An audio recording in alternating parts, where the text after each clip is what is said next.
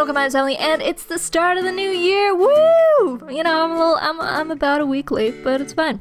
With the end of 2015 came 25,000 subscribers on the channel. It's hard to believe, but you guys made it possible. As promised, to commemorate this huge milestone, this video is a Draw My Life. Psst, are these things even popular anymore? I have no idea. Let's get started anyway, yeah! First things first, I was born on July 5th, 1993 in Dayton, Ohio, which is just outside of Cincinnati.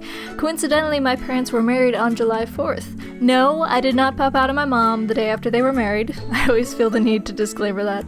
I was so ready to take on the world that I came into it before my mom had the chance to get an epidural. Sorry, Mom. And I also crushed my mother's gallbladder in the womb, and they had to surgically remove it. Again, sorry Mom. But I was a happy and healthy baby, and according to my parents, I almost never cried. My mother says that I used to wake up in my crib and instantly smile and laugh at her every single time. I was also a super fat baby. Let me tell you a bit about my family. My mom is a musician. For as long as I can remember, she sang and played piano. Growing up, I always had the cool mom because she worked in the computer lab at school, and she was even in a band for a while. My mom is like a light in a dark room. She's outgoing, she's friendly, she's charismatic. She always puts on this strong persona, but, you know, sometimes she doesn't have a lot of confidence in herself, which is stupid, because she's beautiful. I love my mom. My dad is an engineer, and his greatest loves are bicycles and beer, both consuming and making it. My dad has always been very logical and methodical. He always has to think things through all the way. Sometimes he'll start to say something and then stop to think about it and just, you know, leave you completely hanging on what the hell he was talking about. For the most part, my dad is calm and collected, but at the end of the day, you can get a pretty good chuckle out of him, especially if he's been drinking. Did I mention the beer? My sister Jacqueline, or Jackie as everyone calls her, I call her Jack, was born 2 years before me in 1991.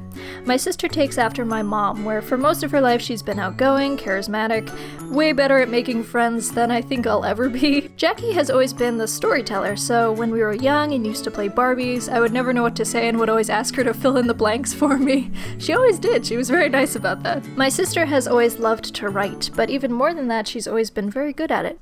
I spent the first 2 years of my life in Ohio on a big farm-like house with stray cats in the barn and, I kid you not, god-awful green carpeting. My father would take me out on the tractor, and he would tow me and my sister around on the back of his bike in a trailer as we rode around town. He really likes to tell that story about how, as we'd ride around, women would coo at us and how we'd fall asleep on the ride home and our two little helmeted heads would bang together like coconuts. In truth, I don't remember much about that period of my childhood, but I do like hearing stories about it. When I was 3, we moved to Massachusetts in search of a better school system, so my parents tell me. I grew up here as a pretty happy kid amongst an inseparable group of friends, the Four Musketeers as I like to think of us.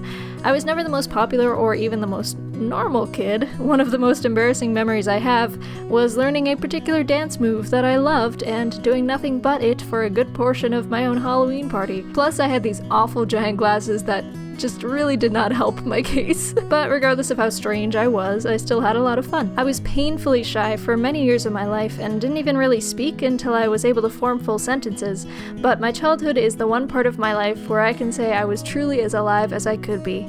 I loved karaoke, reading, treehouse sleepovers, imagining grand scenarios and endless daydreams, and playing Super Mario Bros. And Duck Hunt on the NES with my father in front of the tiny TV in my bedroom. But then of course adolescence hits and your entire world changes, doesn't it?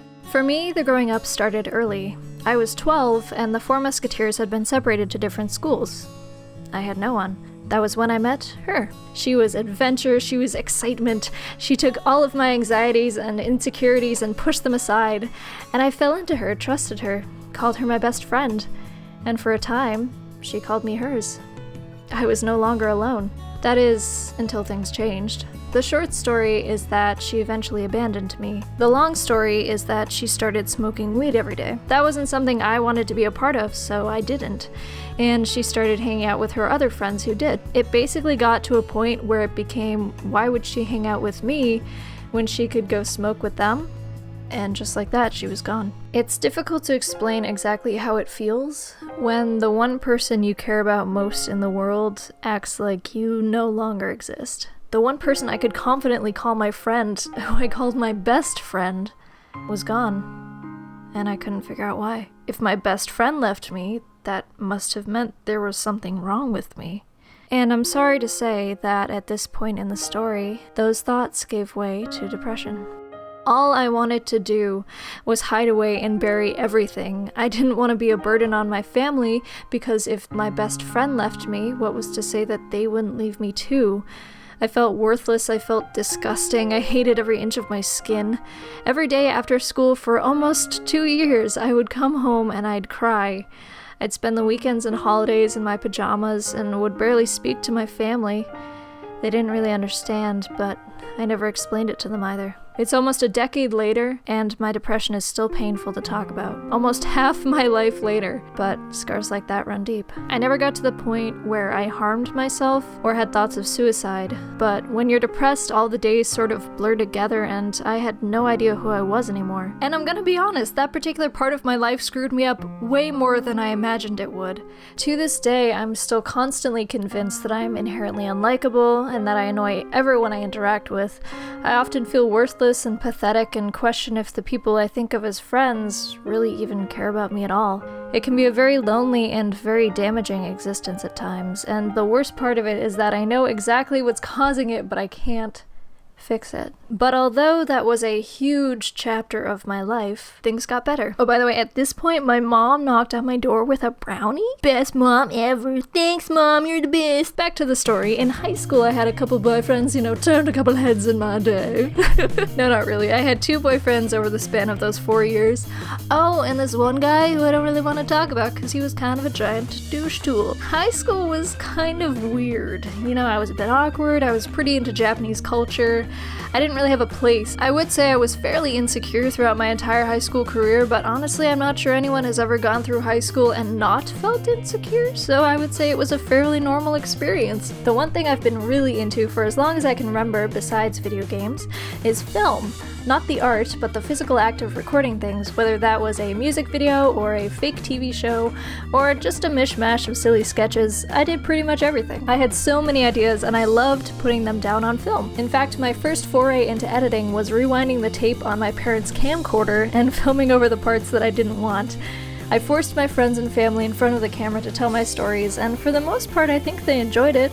I probably drove them crazy, but what are friends for? I took 2 separate video production classes while I was in high school, one of which I met my first boyfriend in, and took every opportunity I could to use film for school projects, so you could say I was just, a little tiny bit obsessed. Pretty much all throughout my teenage years, I was really into experimenting with YouTube. I uploaded a lot of videos that are now wiped from the face of the internet, thank God.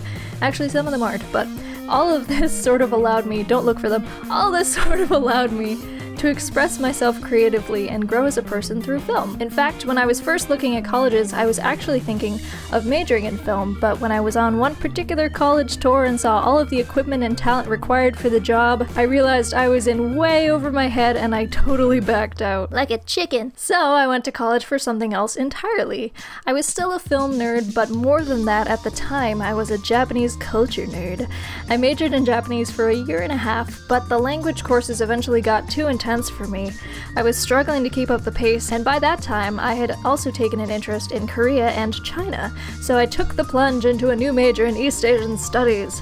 The only problem was my school didn't offer it, so I had to create the curriculum myself and pray to the college gods that my college would offer enough of the courses I needed to graduate on time, which it barely did. I actually ended up taking a class at another college half an hour away because apparently my college liked to pretend that Korea just, didn't exist.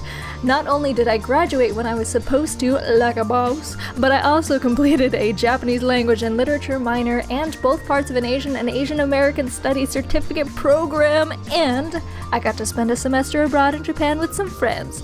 Boom.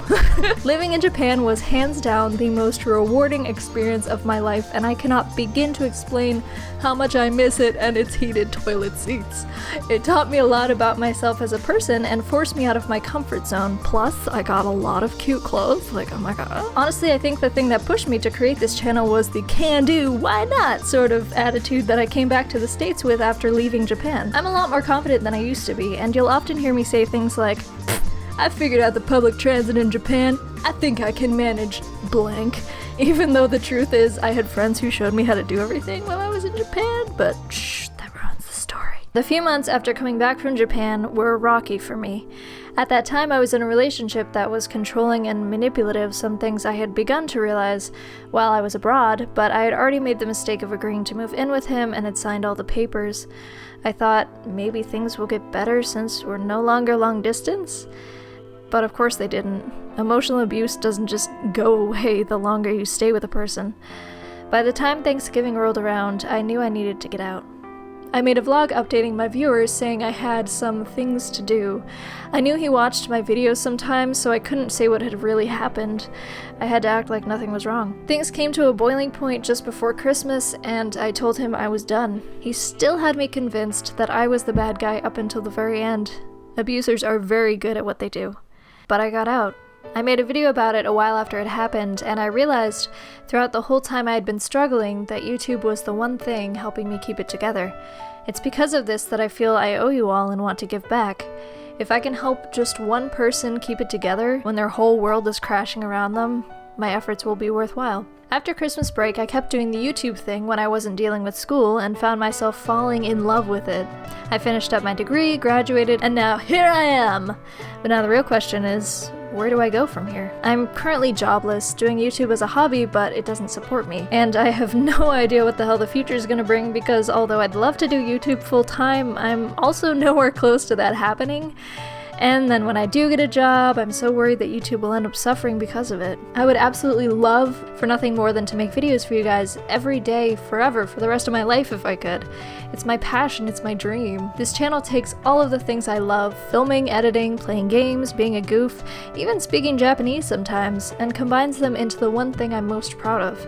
It makes me so happy, and what's more than that is it allows me to help make you guys happy too. That's probably the most important thing I could ever do. I say it all the time when people congratulate me on milestones and, you know, maybe it's tired by now, but I really wouldn't be anywhere without you guys. None of us would. None of the YouTubers you give your time and support to. You've changed my life, and I thank you all from the bottom of my heart for that. No matter what my future on YouTube turns out to be, I appreciate all of you for your amazing support, and thank you for the memories I've made and for the memories still to come. Without further ado, I've babbled for long enough, and I think it's time to wrap this up. Thank you all so much for watching, and I will see you in the next video! Bye! That never gets old. Bye guys. Thank you.